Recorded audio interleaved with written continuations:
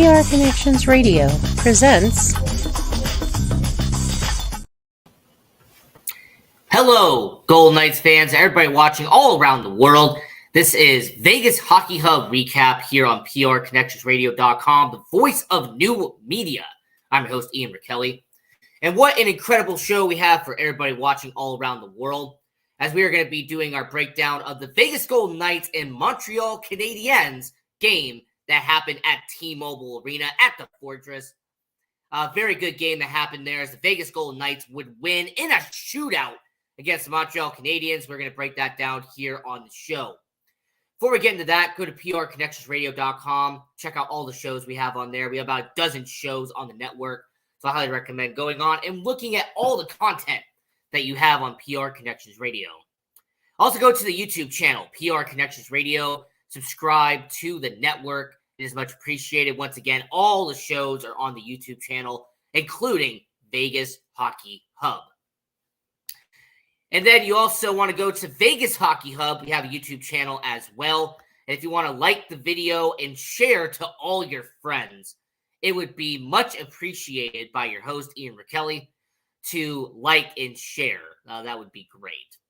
If you want to go into our social medias, we have at Vegas Hockey Hub. We're on all major platforms, Facebook, Instagram, Twitter, TikTok. We are all there at Vegas Hockey Hub. And you want to follow your host, I'm right down here at Ian Rakelli 18. So what a fantastic game it was, as the Montreal Canadiens, they would be coming down to Las Vegas to go and play at T-Mobile Arena. Now, the first part that we have to talk about in the pregame section of it, the Vegas Golden Knights were wearing their original jerseys, their OG jerseys, as you could call it, the silver gray, the metallic gray uniforms that are iconic. Honestly, the best uniforms the Golden Knights have. I would say reverse retros are up there as well. But I will say for Vegas Golden Knights, wearing the original jerseys against the Montreal Canadiens. I know the last two seasons where they've been using the gold jerseys, but having the old jerseys come back was a nice touch. They look clean too. I don't know what it is about T-Mobile Arena, but when you watch those Golden Knights games, you're seeing them play in their original OG jerseys. They just look clean. They look nice whenever they're playing at T-Mobile Arena. So, yeah, the original jerseys were back for one night. Montreal Canadiens, Vegas Golden Knights game, wearing the original metallic gray jerseys that we have now. He also had a lineup change as Caden Korczak was put into the lineup. Braden Bahal, who has been in for the last couple of games, he is out. Caden Korczak is in. And then Ben Hutton, Braden Bahal, and Jonas Roundbeer as your healthy scratches against Montreal. So once again, Ben Hutton, Braden Bahal, Jonas Roundbeer. I almost said Jonas. Jonas Roundbeer. He is a healthy scratch once he got brought up from Henderson a few games ago. And in the net for your Vegas Golden Knights and was looking for career win number 50, you had Adin Hill, who has been near perfect this season. Of course, he lost in the game against Chicago. But outside of that, he has been near perfect. One of the best players the Golden Knights have had all year long. So, yeah, Adin Hill was in net, and he definitely made a good impression. Now, as we got into the game for the Montreal and Vegas situation, I know a lot of people are watching the World Series, a lot of people watching the Raiders and Lions game, but the Vegas Golden Knights playing against Montreal, I have said this, I feel like on repeat. I feel like I have a loop now when it comes to the Montreal Canadiens Vegas Golden Knights game.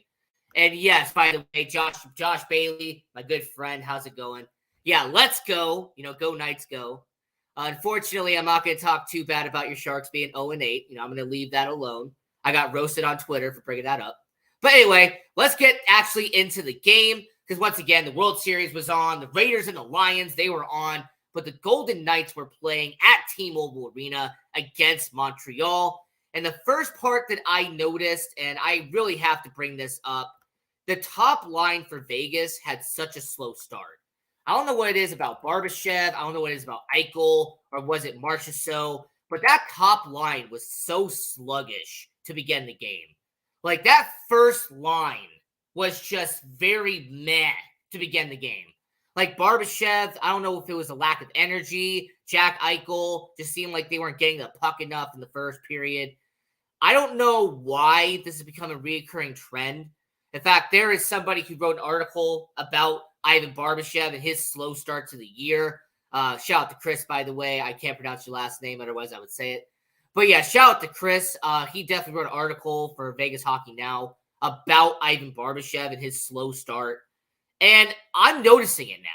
I'm noticing that it's not just Barbashev who's being slow, but even guys like Eichel and Marchessault, to begin the game, it feels like they're not on the same step. They don't have the same second step. It feels like it takes a while for them to really start gaining traction when it comes to Jonathan Marchessault, Jack Eichel, and Ivan Barbashev.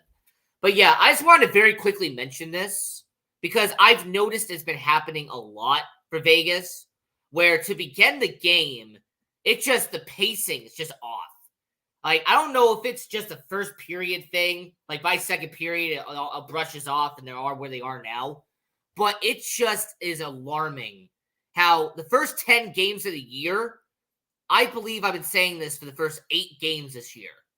Like, I think there's only been 2 games this year where I would say that Vegas wasn't slow in the first period, where the top line wasn't slow, or the top 6 wasn't producing. It's just a kind of alarming thing to say. Now, with 15 minutes into the first period, DJ Paulie C, we have Paul Cotter with his 3rd goal of the season for the Vegas Golden Knights. And I will say, when it comes to Paulie, he is somebody that definitely has made an impact here in Vegas, as you had his 3rd goal of the season, assisted by Alex Pietrangelo and William Karlsson to make it a 1-0 game for Paul Cotter. And Vegas Golden Knights definitely getting first on the board. That has been a recurring trend as well. The Golden Knights have scored the first goal of the game in 7 of the first 10 games this year. And I will say for Vegas, when they eventually turn that switch on, when they stop being sluggish and they flip the switch, they start getting on it. I will give credit where credit is due. The Vegas Golden Knights, once they are at full momentum and all the energy and everything is alive, the Golden Knights are hard to beat when they're firing on all cylinders. Also going to give credit to William Karlsson, Wild Bill, for a 7-game point streak. William Karlsson, 7 games in a row that he has had a point. And it definitely reflects, because when you examine the Vegas Golden Knights and you definitely break down who is leading the Golden Knights in points right now, you can make a solid argument that William Karlsson is the best player on the Golden Knights. I mean, William Karlsson has 11 points in 10 games. I mean, Jack Eichel averaging a point per game, Shea Theodore averaging a point per game. But right now, William Karlsson is having the best start to his career. He is averaging over a point per game, 11 points in 10 games. That's not even talking about his +7 on the plus minus. That's not even talking about the fact that he has, when it comes to opportunities, his shooting percentage is about 16%, which is actually quite impressive. When you compare to Chandler Stevenson, he's around 20%. You have Mark Stone around 15%. But yeah, William Karlsson, I mean, his shooting percentage about 16%. And the fact that he leads the Golden Knights right now in assists. He leads in points. I'm going to say I think Brady McNabb leads the team in plus minus. I could be wrong about that.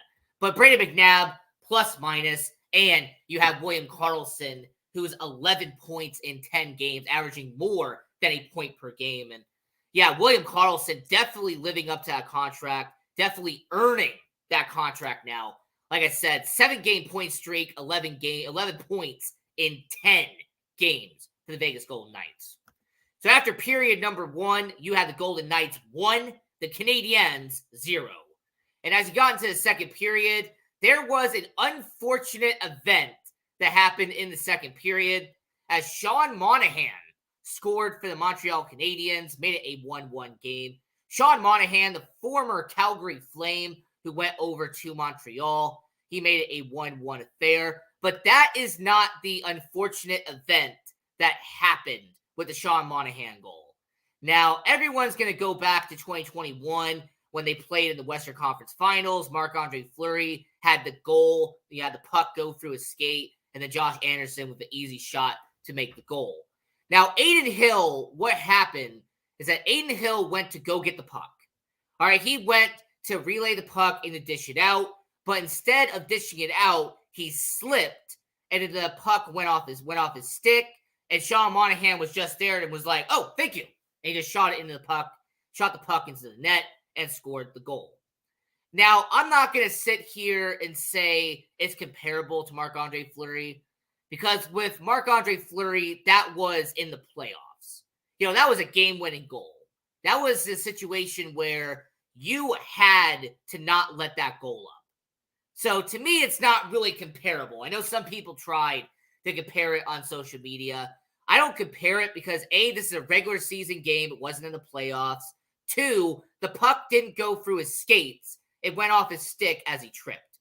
So I'm going to say it's not really comparable to what happened a few years ago with Marc-Andre Fleury. But yeah, still an unfortunate mishap. One of those dang it that you'll see in hockey. Adin Hill just had a mishap trying to get the puck out, and it just went off his stick. He kind of stumbled. Sean Monahan scored the goal. So yeah, I'm going to say once again, not comparable to what happened a few years ago with Marc-Andre Fleury. Completely different circumstance. But yeah, this very interesting how he had that mishap. Sean Monahan just tapped it in to score a goal. So it was a 1-1 situation as Sean Monahan scored for the Montreal Canadiens. And then with about 2 minutes left in the second period, William Carrier with his second goal of the season, assisted by Chandler Stevenson and Jack Eichel. So Jack Eichel, once again, getting an assist in the game. And I will say, for the Vegas Golden Knights, up 2-1, Chandler Stevenson is kind of having an underrated season. I mean, Chandler Stevenson has only 8 points this year, only 2 goals on the year, but 6 assists for Chandler Stevenson, not doing bad there. And then when you actually break down William Carrier, he has 2 points, and both of them are goals. So William Carrier has 2 points in 8 games, but those 2 points are both goals. So if you want to consider that a win, go right ahead. If you want to consider that a good thing, good by you. But yeah, I'll say for William Carrier, that's just a very fascinating part of it, is that William Carrier has just 2 goals, and that's his only points on the year. And speaking of which, this is the second straight game with a goal for William Carrier. So many people forget how good William Carrier was last year before he got hurt. Like, seriously, so many people forget that William Carrier last year had 16 goals in 56 games. I mean, there's no doubt if he would have been healthy and he would have stayed the whole 82-game campaign, he would have had over 20-goal season. Because William Carrier was putting the puck in the back of the net. He had never had more than 10 goals the year before. But then he has 16 last year, and he already has 2 goals in 8 games. So yeah, William Carrier, congrats to him, second straight game with a goal. So as you end the second period, it would be Vegas 2, Montreal 1. And as you got to the end of the second period, want to give, by the way, props to the Vegas Golden Knights social media team. They talked about who you are for Halloween. Some people dressed up as the Stanley Cup. Some people dressed up as their favorite Golden Knight. Some people dressed up as, for example, William Karlsson. Some people were Mark Stone. Yeah, there were some good Halloween costumes that were on the social media page for the Vegas Golden Knights. So I'll say for Vegas, that was definitely a nice intermission question that they do. Now, early in the third period, Jack Eichel was called for goalie interference, and then there was a small little scrum that happened afterwards. But I'm going to call it from an unbiased point of view. Jack Eichel had nowhere to go. Jordan Harris was pushing Jack Eichel towards the net. And if you understand gravity or understand kinetic energy, if you understand that your energy has to go somewhere, if you're being pushed into the net by a defenseman and the goalie happens to be in the net, there's nothing you can do about it. I personally, being unbiased, I don't see a penalty here because the defenseman was pushing Jack Eichel into the net. Defenseman Jordan Harris was pushing Jack Eichel towards Samuel Montembeault. So if you're pushing him towards Montembeault, where's Jack Eichel going to go? So this is the only penalty I've really had up to this point that I disagree with. I mean, we had a tripping penalty a couple of games ago. I think I might call that out. But this is really one of the only notable ones I would say should have not been goalie interference. Because once again, Harris is pushing Eichel into the net. So as long as Eichel's being pushed, it shouldn't have been a penalty. And more importantly, that little scrum afterwards, I don't care what nobody says about Ivan Barbashev. Man, he is scrappy. I mean, Ivan Barbashev was in there. He was pushing people around. He was tugging on people's jerseys. Like, he was trying to go at it. So, yeah, Ivan Barbashev, I definitely like, that kind of scrappy situation that Ivan Barbashev had in the scrum. And, yeah, it definitely was a bad call. 100%. Because, once again, it's hockey 101. If you're being pushed towards the net, you have nowhere to go. So, I thought it was a bad call. I would still say it's going to be a bad call. And then with about 5 minutes left in the game, you had Nick Suzuki, the former first-round pick by the Vegas Golden Knights, the captain of the Montreal Canadiens. Nick Suzuki with his second goal of the season, assisted by Cole Caulfield and Raphael Harvey-Pinard, as the Vegas Golden Knights would be tied at 2-2. And anybody who follows our live tweets that we do for every single Golden Knights game, I mentioned that a former Golden Knights first-round pick scored for Montreal. And somebody mentioned in the group chat that, yeah, the Montreal wanted Cody Glass, but we wanted them to take Nick Suzuki. This will be the only trade I can come up with now that Vegas definitely lost. It doesn't matter if it's 5 years later. It doesn't matter if it's a decade later. It doesn't matter if Nick Suzuki eventually retires. This is going to be the only trade I say the Golden Knights wish they had back. Because Nick Suzuki got traded for Max Pacioretty, and they traded Max Pacioretty for future considerations.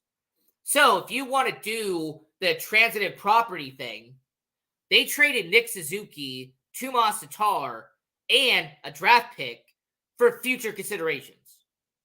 If you really want to play that game, you want to do that trade tree, they traded Nick Suzuki, Tomas Tatar, and a first-round pick for future considerations.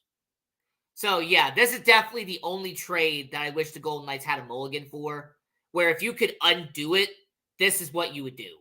So, yeah, Nick Suzuki, the captain of the Montreal Canadiens, scored for Montreal with 5 minutes left in the game.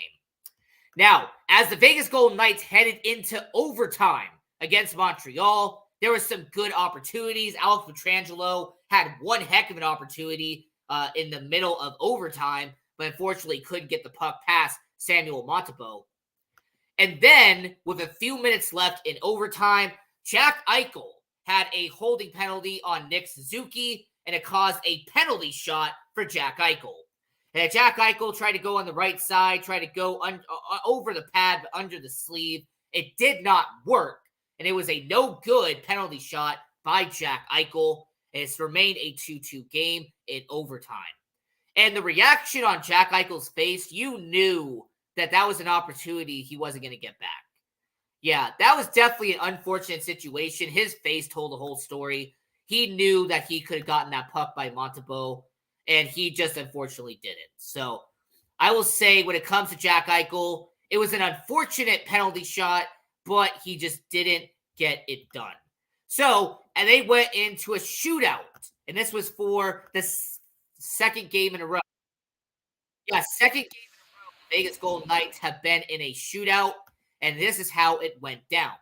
So, Paul Cotter was the first person in, and he went wide left. In fact, it actually just went way wide left for Paul Cotter. And then the Montreal Canadiens, their captain Nick Suzuki, with a backhand goal against Adin Hill to make it a 1-0 in the shootout for the Montreal Canadiens. Next up was Jonathan Marchessault, and after a very good wrist shot, he would score past Montembeault and make it a 1-1 game for the Vegas Golden Knights in the shootout. The next person up for the Montreal Canadiens was Cole Caulfield. He did a wrist shot on the left side, saved by Adin Hill. Then the next guy was Jack Eichel. He tried to do a wrist shot on the right side, saved by Montembeault. And then you had Sean Monahan, who scored earlier in the game. He did a wrist shot towards the middle, and it was saved by Aiden Hill. And then the last person who scored and was the game-winning goal in the shootout, Shea Theodore, with a nice backhand on the left side to win the shootout 2-1 for the Vegas Golden Knights. So yeah, the Vegas Golden Knights are 9-0-1. What an incredible season for the Vegas Golden Knights. I mean, this is a team that is 9-0-1. They have not lost in regulation yet, which is insane. I mean, I understand the Blackhawks a few years ago won 21 of the first 24 games. But the Vegas Golden Knights have won 9 of the first 10 games. So, yeah, this is definitely an incredible team. A lot of respect to the Vegas Golden Knights. The player of the game for the Vegas Golden Knights has to be the goalie himself, Aiden Hill. Aiden Hill stopped 37 shots on net out of 39. So, 37 out of 39 shots, Aiden Hill stopped that night. And I will say for Aiden Hill, congratulations to him as he picked up win number 50 in his career. So props to Aiden Hill on career win 50 in his career. So Aiden Hill definitely did a good job tonight. Definitely did good for the Vegas Golden Knights as they beat the Montreal Canadiens. And I've said it before, and I always try to give props where it's due. Props to Nick Suzuki on his game tonight. Montreal Canadiens definitely have a good captain, Nick Suzuki, one of the best players Montreal has, and the fact he's been a 2-time All-Star. I will not be shocked if he ends up being a 7-time, 8-time All-Star by the time his career is over. What an incredible talent. So as we were talking about the Vegas Golden Knights, here's what's coming next for the Vegas Golden Knights. They're going to be playing the Winnipeg Jets on November 2nd. Going to be at the Fortress. And then 2 days later, November 4th, at the Fortress, they'll be playing the Colorado Avalanche. So the Winnipeg Jets on Thursday, and then the Colorado Avalanche on Saturday. So for the Vegas Golden Knights, this whole week, they are going to be in Vegas before heading to Anaheim on Sunday. And you know what? I like this about Vegas, that they're having to play 4 games in 7 days. I want to repeat that real quick. 4 games in 7 days.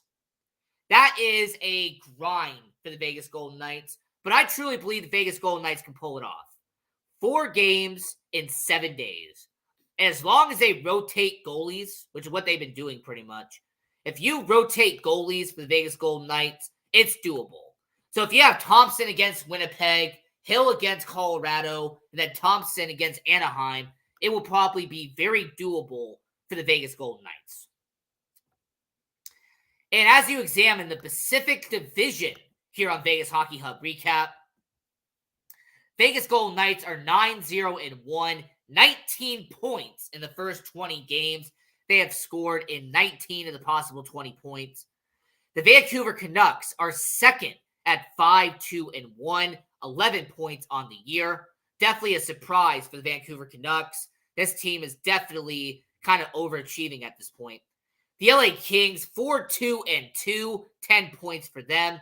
And then the surprise team in hockey so far, the Anaheim Ducks, who are 5-4, 10 points on the year. Seattle Kraken, the team that made the playoffs last year, 3-5-2, only 8 points for Seattle. Yeah, Seattle Kraken have definitely underperformed this year so far. The Edmonton Oilers, the media darlings, everyone who assumed was going to have a great year this year. I guess losing McDavid mattered that much because they are 2-5-1, only 5 points for Edmonton.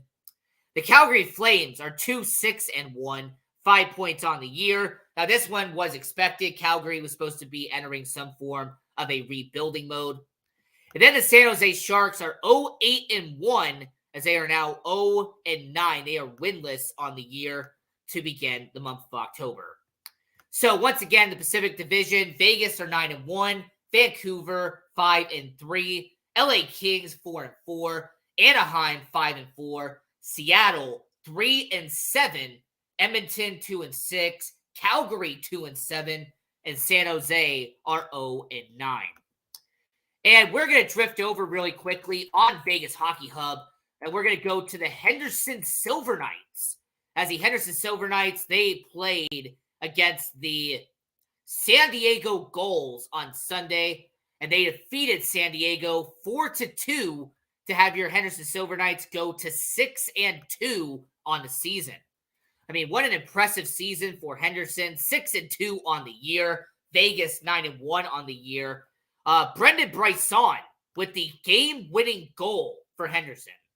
So yeah, Brendan Bryson, if anybody's wondering how he's doing this year, well, he had a game-winning goal. Alex Svetlikov scored in his second goal of the season since being brought up from Savannah to the AHL. 2 goals for him. Jesper Beckman, who has also had his 3rd straight win for the Henderson Silver Knights in net. And then you have the captain of the Henderson Silver Knights, Jake Bischoff, who fed the goal to Alex Svetlikov.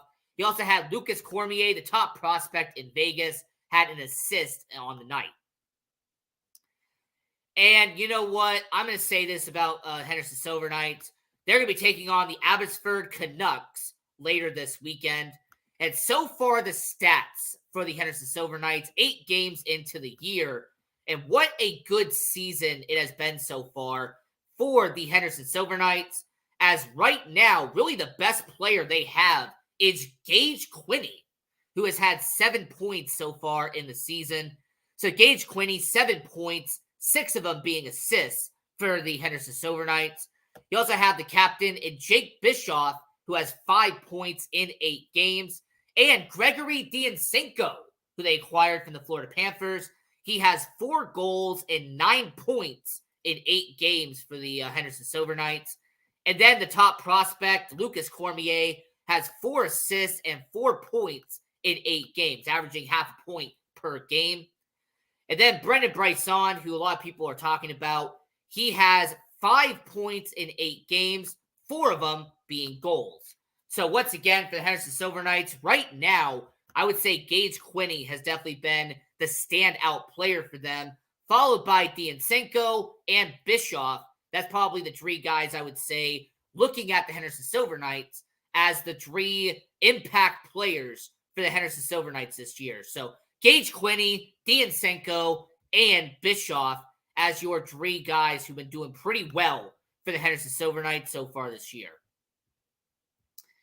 And I want to know from everybody who's watching, everybody's watching right now, when it comes to the Henderson Silver Knights being 6-2, Golden Knights being 9-1, UNLV hockey beating Arizona Wildcats a few nights ago, this has been a fantastic season for Vegas, hasn't it? This has been an entertaining and must-watch season to be a hockey fan in Vegas. Henderson doing well. Vegas doing well. UNLV doing well. What a time to be alive. And shout out to the Las Vegas T-Birds, by the way. They're doing good as well. I've been watching them as well. So, this is Vegas Hockey Hub, and I want to give you a small preview for what our show is going to be later tonight. So, on Tuesday night, we are going to be doing an upcoming show, doing our minor league hockey report on the Vegas Hockey Hub show. So we're going to be breaking down the Savannah Ghost Pirates and the Henderson Silver Knights. Plus, we're going to be breaking down an impact player from UNLV Rebels Hockey. So it's going to be a fantastic show tonight as you're going to be doing our minor league hockey report here on the show. And then for anybody who's wondering about the player profiles, Michael Amadio is almost done. In fact, it has pretty much been it's already been recorded. It's going to be uploaded here at Vegas Hockey Hub. But yeah, Michael Amadio for our player profile. He's the next one that we have made here on Vegas Hockey Hub. So our 2 upcoming videos is a player profile on Michael Amadio and our minor league report for October, talking about the Silver Knights, Ghost Pirates, and Rebels. So I'm your host, Ian Rakelli, and this is Vegas Hockey Hub. And until next time, continue watching hockey, go support junior hockey, and go Knights, go!